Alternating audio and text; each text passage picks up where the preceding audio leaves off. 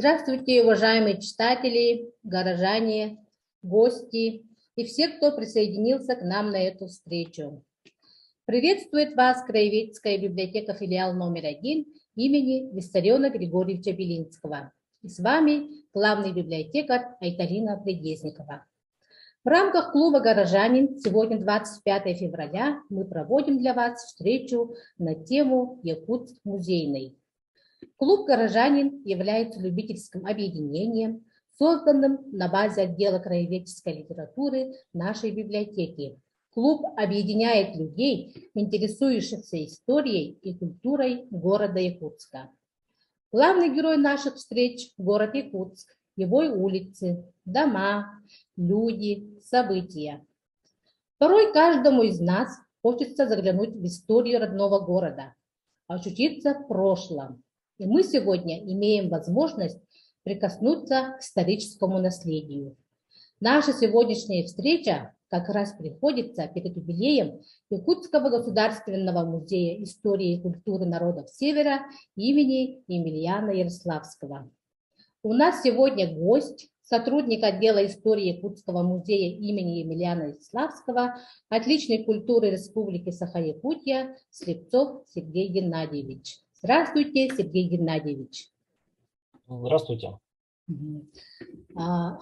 Сергей Геннадьевич, пожалуйста, расскажите, как вы попали в музей, история прихода в профессию у каждого своя, какова ваша история, как вы заинтересовались музейным делом, сколько музей создавался по времени, в общем, о музее, пожалуйста. Я попал в музей обычным способом, окончил исторический факультет и пришел работать в музей. Но, в принципе, да, если говорить о теме нашей встречи, да, сегодня у нас встреча заявлена как Якутск музейный, и мы вроде должны поговорить о истории истории музея, о музее в истории города, да,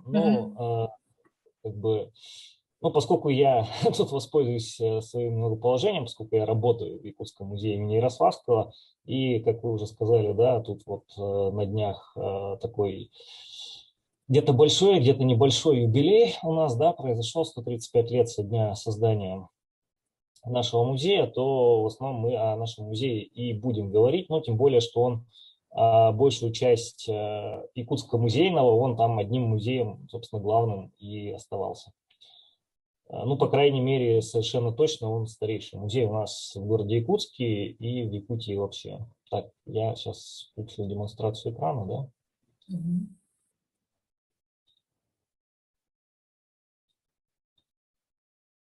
Так, вот. Видно.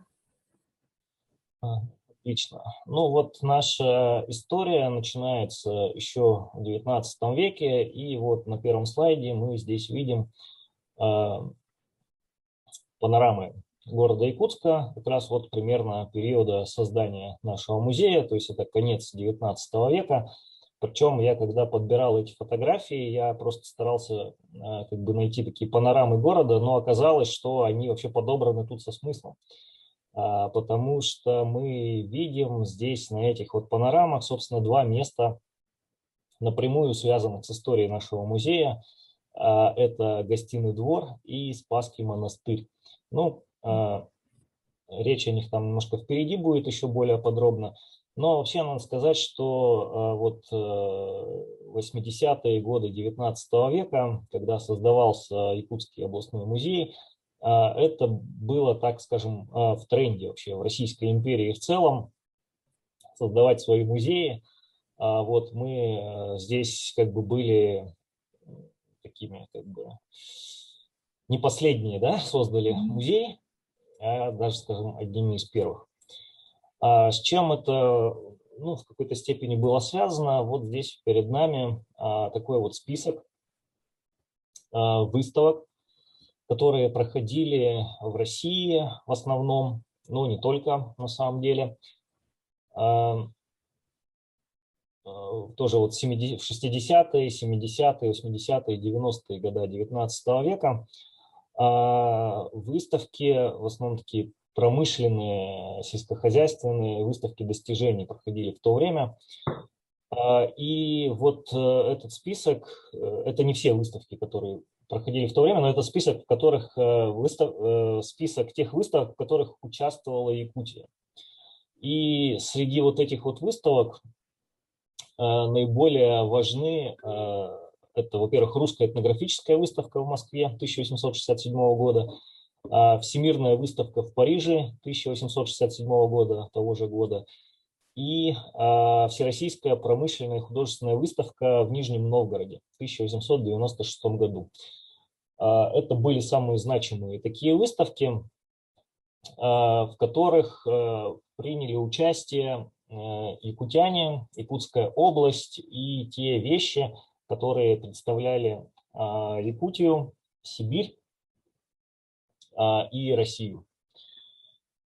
Вот такой вот слайд. Здесь в левом верхнем углу мы как раз видим, ну вообще вот верхние два слайда, это слайды с международной выставки в Париже 1867 года. И вот слева в верхнем углу это общий вид выставки, а справа в верхнем углу это вид начала русской выставки, русской секции, где была небольшая секция, посвященная Сибири, в которой, в свою очередь, небольшая часть была посвящена Якутии. Это, значит, часть предметов, в основном это была пушнина и этнографические предметы различные, привезли с Московской промышленной выставки. Вот внизу показаны как раз примеры экспонатов именно из Якутии, которые там выставлялись. Видим тут такое косторезное искусство и меха. Ну, это, собственно, то, чем славилась Сибирь и Якутия, в частности, ну и этнографическими предметами также вывозились. Вот всем формированием вот таких предметов и доставка их, значит, в Москву, а дальше в другие какие-то города в Якутской области, ну, вообще по Российской империи, значит, занимались статистические комитеты. И вот в городе Якутске был статистический комитет, тоже, который собирал эти предметы и отправлял их сначала в Иркутск, потом в Москву, потом из Москвы куда-то в другие места, ну, скажем, в Нижний Новгород. И произошел такой случай в 1886 году, когда на Вилюе, в Вилюйском округе Якутской области, простой охотник Семен Егоров нашел на берегу реки вот такой вот предмет, который здесь мы видим. Это череп ископаемого быка. И он этот череп, как такую природную диковину, передал ну, по начальству. Да, начальство Вилюйский, который такими вещами занималось, это вилюйский справник по фамилии Антонович, который принял решение этот череп отправить в Якутск. Ну, то есть такая цепочка получается, да, тот, кто нашел, потом справник окружной, потом город Якутск, статистический комитет.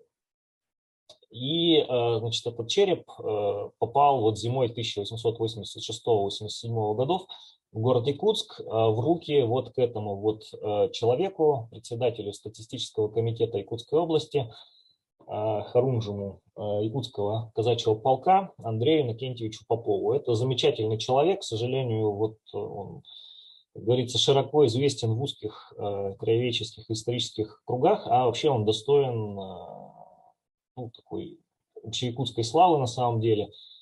Такой человек-оркестр на самом деле. Он занимался множеством вообще вещей краеведческой и хозяйственной и управленческой деятельностью. И именно Андрею Иннокентьевичу Попову вот в 1887 году, когда он держал в руках вот этот вот череп ископаемого быка времен ледникового периода, пришло в голову такая мысль о создании в городе Якутске музея. Ну, кстати, немножко там такая как бы как это сказать, еще смешной момент был, ну, в какой-то степени смешной, в какой-то не очень. Дело в том, что вообще, по идее, Попов должен был дальше отправить эту диковину как бы по цепочке, то есть в город Иркутск. В Иркутске уже был музей к тому моменту, вот, возможно, в этот музей, может быть, его там дальше в Москву отправили опять на какие-нибудь выставки, ну, короче, такая цепочка была. А вот Попов, как председатель статистического комитета, у него были свои проблемы еще, ко всему прочему, у него не было денег на отправку вот такого, ну, достаточно объемного предмета в Иркутск. Ну и к тому же ему пришла мысль, что зачем отправлять в Иркутский музей, когда вот создаются музеи в разных местах, почему бы в Якутске такой музей не создать? Это была такая счастливая мысль, и он ее осуществил. И вот как раз 20 февраля 1887 года произошло очень, ну, как бы знаковое событие для Якутского музейного дела. Собственно, на заседании статистического комитета было принято решение об образовании в Якутской области своего собственного музея. И статистическим комитетом, ну вот этот череп был взят как основа коллекции и как пример такого экспоната. И статистический комитет издал вот такой вот документ, который мы здесь видим.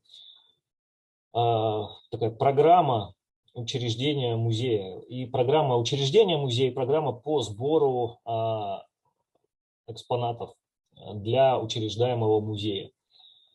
Вот эту вот программу, такую методичку разослали как раз по разным округам Якутской области, там, в Вилюйский, в Колымский, в Якутский округ, для того, чтобы там вот собирали различные диковины природные, в первую очередь отсылали их в Якутск, и они там послужили бы созданию коллекции. Ну, а сам Попов, он занялся, ну, пожалуй, самой важной задачей помимо сбора экспонатов, это, ну, как сказать, проблемами подыскания здания под музей. Перед ним стояли проблемы подыскания здания, подыскания персонала музейного и подыскания финансирования постоянного. Вот. Но под финансирование, естественно, государственного финансирования не было. Попов выделил полставки служащего статистического комитета. С персоналом тоже были проблемы, поскольку, естественно, никаких музейных специалистов в Якутске к тому моменту не было и не предвиделось. И Попов принял тоже счастливое решение использовать для этих целей политических ссыльных. И он пригласил такого вот политического ссыльного, фотографию которого мы здесь видим на этом слайде, по имени Василий Петрович Зубрилов, отбывавший ссылку в Якутской области. На самом деле он ссылку отбывал, не помню, кажется, в Мегино-Кангаласском улусе и Мегинском. Но вот Попов упросил губернатора о том, чтобы Зубрилова оставить в Якутске для того, чтобы он формировал как раз музейную коллекцию и, значит, создал экспозицию на основе этих экспонатов. И третья проблема, самая, пожалуй, проблемная, это было подыскание здания. Ну, город сказал, что здания нет и не предвидится, но в течение нескольких лет вот это здание, помещение как бы искали, и в конце концов выделили под музей одну из лавок Якутского гостиного двора. Вот это здание на фотографии. Это было крупнейшее здание города Якутска, каменное, причем, и построено оно было в первой половине 19 века в городе Якутске. Сейчас на этом месте площадь Ленина находится. И это были такие небольшие магазинчики, лавки, много-много лавок. Вот здесь вот на фотографии мы как раз видим двери в эти лавки. Такая крытая галерея шла вокруг здания, много дверей. Там же в этом здании вообще много чего находилось. Там и лавки находились, и несколько складов, и городская ратуша. ну, то есть мэрия, да, говоря современным языком. И вот одну лавку, значит, отдали под музей. Вот здесь на верхнем, значит, мы рисунке видим как раз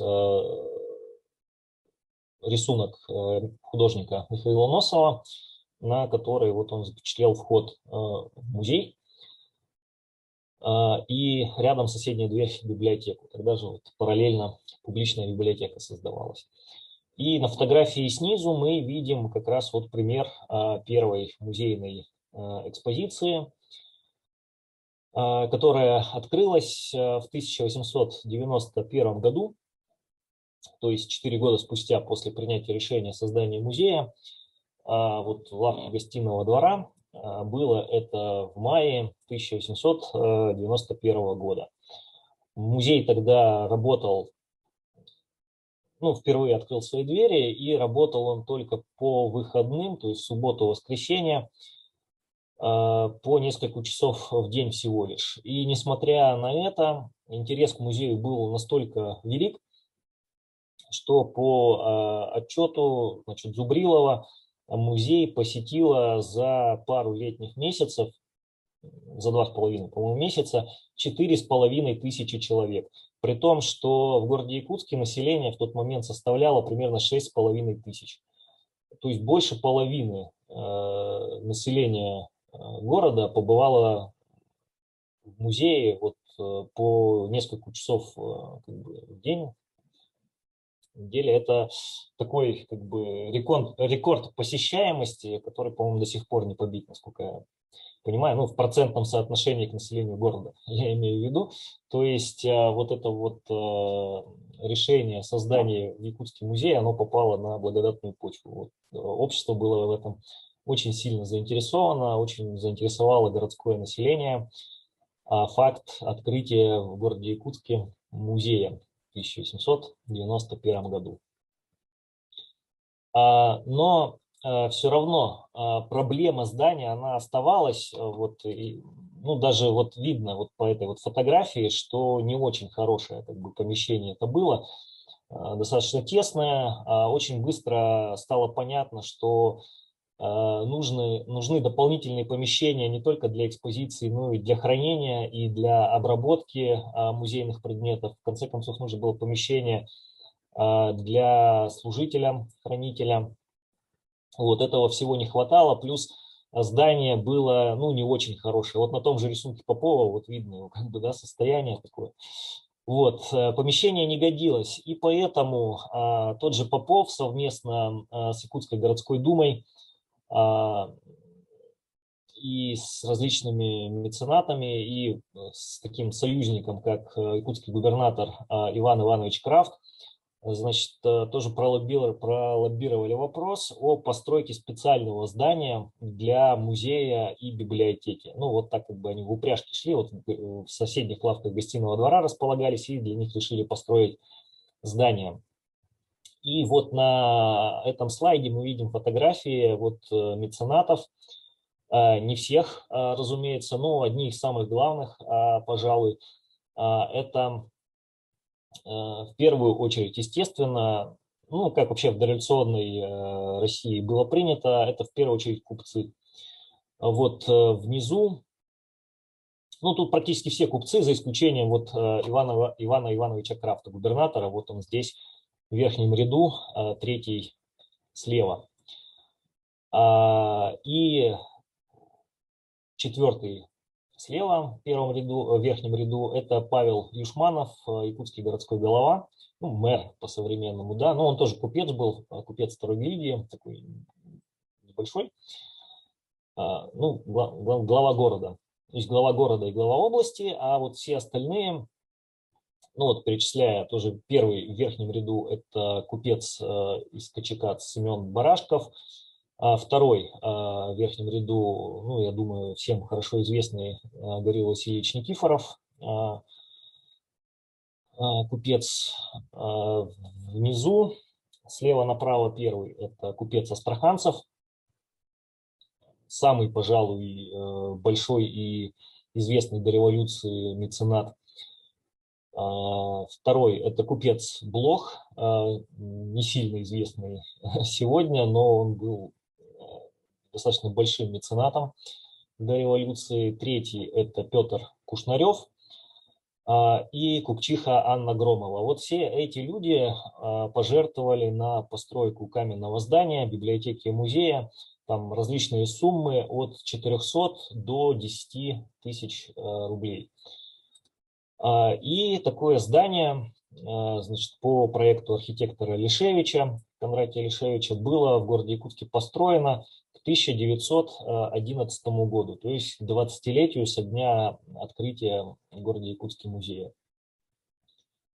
Ну, я думаю, большинству слушателей, жителей города Якутска это здание хорошо знакомо, оно сохранилось до наших дней на углу современных улиц Октябрьской и проспекта Ленина. Сейчас известно как исторический корпус создания Национальной библиотеки Республики Саха-Якутия, но строилось оно именно как здание библиотеки и музея. То есть на первом этаже располагался Якутский областной музей, на втором этаже публичная библиотека. Вот, но, не знаю, к сожалению или нет, в этом здании музей просуществовал, опять же, не сильно долго. Вот примеры экспозиции данного музея, ну вот в этом здании, да, мы видим тоже, тут уже она такая более, как бы, ну, такая музейная, да, это не просто сваленные в кучу вещи, как в лавке, а уже специально были закуплены витрины, значит, отдельно был, естественно, научный отдел сделан, отдельная выставка этнографическая, мы видим здесь, то есть уже такая структурированная. Вот политические ссыльные продолжали работать в музее до 1917 года. И вот как раз в 1915-17 годах в Якутском музее работал Емельян Михайлович Ярославский, имя которого наш музей сегодня носит. Есть такая как бы мнение, да, что вот, ну, поскольку Емельян Ярославский был большевик, а большевики в ходе революции победили, то вот поэтому как бы в честь него назвали музей. Но на самом, потому что, ну, как бы ссыльных было много, достойных людей было много, но на самом деле, в принципе, Емельян Ярославский внес один из самых весомых вкладов среди вот политических ссыльных. Ну, наряду вот, пожалуй, Зубрилов и Кузнецов еще внесли сопоставимый вклад с Ярославским. Ярославский, несмотря на то, что работал всего 2 года в Якутском музее, именно с него, собственно, начинается такая планомерная работа по научному описанию коллекции Якутского музея. То есть до этого просто как бы вещи собирали. А Ярославский именно подошел с такой профессиональной точки зрения к музейному делу. То есть он, собственно, создатель, наверное, таких структурированных наших фондов.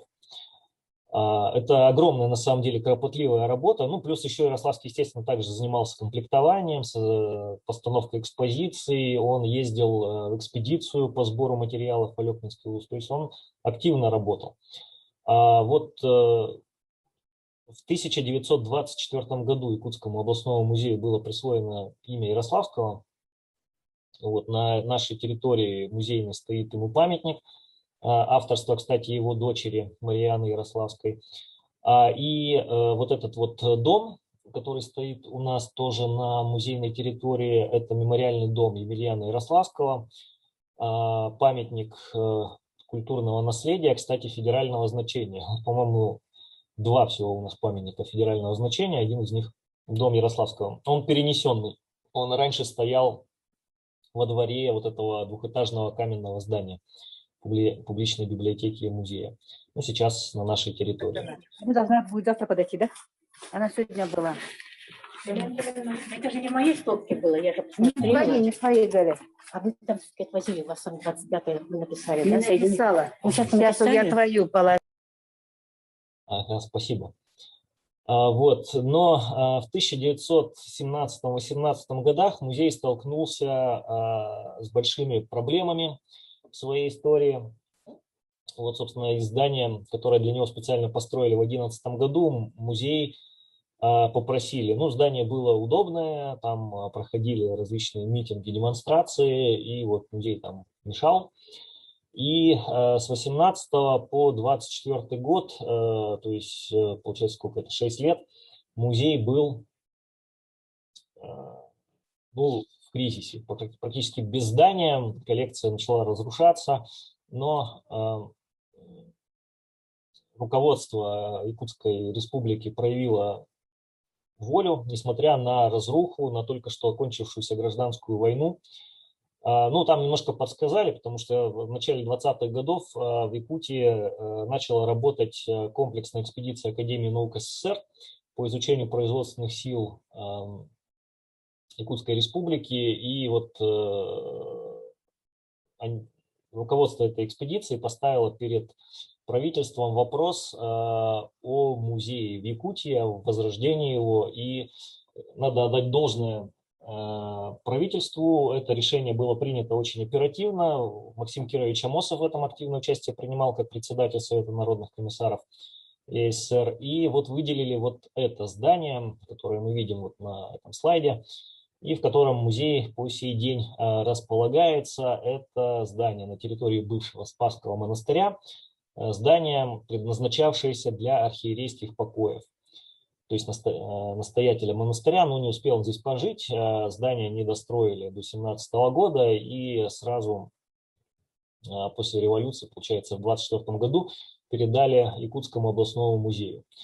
Вот эти архиерейские покои располагались на территории старинного Спасского монастыря. Это одно из старейших вообще мест города Якутска, сосредоточие его истории с 17 века, то есть практически с момента основания города. На этом месте в 1663 году еще монастырь был основан. Вот мы здесь видим гравюру наверху 18 века, как этот монастырь выглядел, фотография века начала 20-го, Спасский монастырь.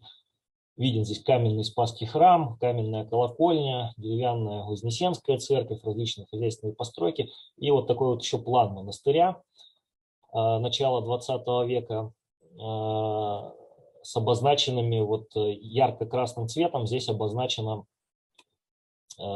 строящиеся архиерейские покои как раз. Вот, зная, где находится это здание, можно примерно соотнести с современностью. Потому что я должен сказать, что вот эти вот архиерейские покои – это, собственно, и все, что осталось от комплекса Спасского монастыря. Вот ничего вот этого мы сегодня уже не видим, и даже наши родители не видели. Вот еще одна панорама монастырской территории, которую передали музею. Мы здесь видим ворота главные в монастырь и монастырские кельи. В этих монастырских кельях, кстати, расположились фонды Якутского музея. Эта фотография сделана с колокольни. Вот, каменное здание тут еще строить не начали. Но якутское правительство, оно не только дало новое здание для музея. Вообще к вопросу подошли комплексно. И музей – это не только здание. Вот, к сожалению, некоторые до сих пор так думают, что музей только здание. Нет, не только здание. Музей – это в первую очередь еще и профессиональные кадры. С профессиональными кадрами здесь было очень плохо, и поэтому было принято решение пригласить специалистов с высшим образованием, которые закончили высшие учебные заведения страны, сюда для вот постановки музейного дела. И здесь вот на этих фотографиях мы видим, собственно, главных действующих музейных лиц 20-х годов 20 века. Это Измайлова, Попов и Воробьева. Вот здесь вот на фотографии внизу мы видим Платона Алексеевича Юнского вот, с сотрудниками музея Воробьева и Поповым рядом с первым в Якутии смонтированным скелетом мамонта. Это не тот скелет, который у нас сейчас стоит в музее, это сборный скелет, но вот впервые вот в Якутии его вот собрали. До этого собирали только в Петербурге, можно сказать, да, якутских мамонтов, а здесь вот собрали в 20-е годы. И вот эти вот люди, Измайлова, Попов, они тоже, значит, продолжили дело политических ссыльных, поставили новую, ну, современную по тем временам экспозицию и, собственно, провели вот этот вот переезд музея. Вот одна из выставок, поставленных в середине 20-х годов. Музей в здании архиерейских покоев открылся в 1926 году. Это вот фотография примерно 27 года. Это выставка, посвященная пушному хозяйству. То есть добыче пушнины. И вот как раз сидит Измайлов здесь, автор этой выставки. Вот тогда же была сделана в Якутском музее специальная картинная галерея, которая в конце 20-х годов выделилась, кстати, в отдельный музей. Сейчас носит название Национальный художественный музей, да, как известно. Вот как раз он отпочковался от Якутского областного музея. Ну, вот в середине 20-х была такая картинная галерея. Традиция вот музейных профессионалов, она не прервалась. Вот уже профессионалы музейные 30-х, 40-х годов перед нами. Тоже специалисты. Среди них вот Николай Кротов в верхнем левом углу, художники Кандинский и Михаил Носов, и археолог Ковинин, который был одно время еще директором Якутского музея. Вот можно здесь посмотреть примеры экспозиций, которые ставили в 30-х, 40-х годах. Как мы видим, это были такие уже современные, современные по тем меркам, очень такие интересные экспозиции. Вот впервые был применен такой вот метод комплексный экспонатов, манекенов. Вот различные макеты были сделаны впервые. Как раз вот Николай Кротов занимался созданием первых диорам. В 30-х еще годах они в Якутском музее появились, такие природные комплексы, да, то есть музейное дело в 20-х, 30-х, 40-х годах стало на такие современные музейные рельсы и, в общем, ничем не уступало каким-то музейным выставкам даже в центре страны. Ну тут вот на фотографиях еще несколько, значит, построек Спасского монастыря, которые продолжали стоять какое-то время на нашей территории. Вот здесь мы видим здание Спасской церкви, как раз главного храма Спасского монастыря, который вообще стоял достаточно долго, до 70-х годов 20 века.